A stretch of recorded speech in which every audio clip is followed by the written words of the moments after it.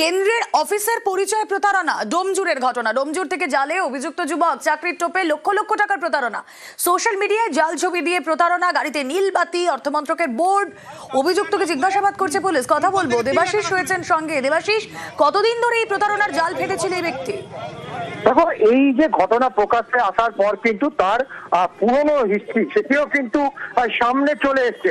কার্যত 2 বছর আগে একবার প্রতারণা করতে গিয়ে সে কিন্তু ধরা পড়ে এবং সেই ধরা পড়ার পর তাকে গ্রেফতার করা হয়েছিল। সেই সময় কিন্তু ক্ষান্ত হলেও আবার 1 বছর ধরে, বেশ কয়েক বছর ধরে আবার নতুন করে এই প্রতারণার চাপ শুরু করে। সেখানে কেন্দ্রীয় হোম অ্যাফেয়ার, কখনো ফিনান্স ডিপার্টমেন্টের অফিসে বসে আছে সেরকম ছবি সোশ্যাল মিডিয়া এডিট করে সেগুলিকে পোস্ট করে এবং সেই এডিট করা ছবি দেখিয়ে মানুষকে প্রতারণা জাল চলে। সেখানে চাকরি প্রার্থীদের থেকে লাখ লাখ টাকা নিয়ে কেন্দ্রীয় সরকারের চাকরি দেওয়া হবে বলে কার্যত টাকা নেয়। গতকাল যখন সে ডোমজুর দিয়ে যাচ্ছিল সেই সময় প্রতারিতরা কিন্তু দেখতে পায় এবং তাকে গ্রেফতার করে। ইতিমধ্যে পুলিশ ওটা সেই সময় ছবিটা একবার দেখাই দর্শকদের। তুমি নামো না খালি না থানায় চলো। না না না চলো না না এখানে না না না এখানে না না না বসো। তুমি গাড়ি করো, গাড়ি যাও। তুমি তো আমার সাথে যাবে থানা। গাড়ি না হেঁটে যাবে। এই গাড়ি তোমার নয় তো? আমার হোক যাই হোক, তুমি বসো। তুমি নামো না খালি আমার সাথে। কেন নামবে? আরে পুলিশ আসুক, আমি ফোন করেছি। তুমি আমার মোটরসাইকেল চলো।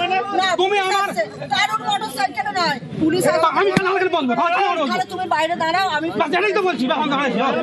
ঠিক আছে ঠিক আছে, চলো দরজাটা বাজিয়ে দাও। হ্যাঁ ঠিক আছে, দরজা খোলা দাও। না দিদা দিদা দিদা বাস ঠিক আছে, দিদা দিদা দিদা চলো এই অ্যাড্রেসে। কোথাও কিছু নয়, ওকে নাবা গাড়ি থেকে মেলা থানায় চলো।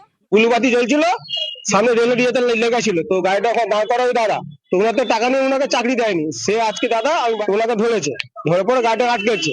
চাকরি যে দেবে বলেছিল, উনি বুলুবাতি লাগিয়ে গাড়িতে করে যাচ্ছিল। বুলুবাতি গাড়িটা ভাড়া করা গাড়ি, ওনার গাড়ি নয়। যার মেয়েকে বলেছিল চাকরি দেবো তার বাবা ধরেছিল গাড়ি।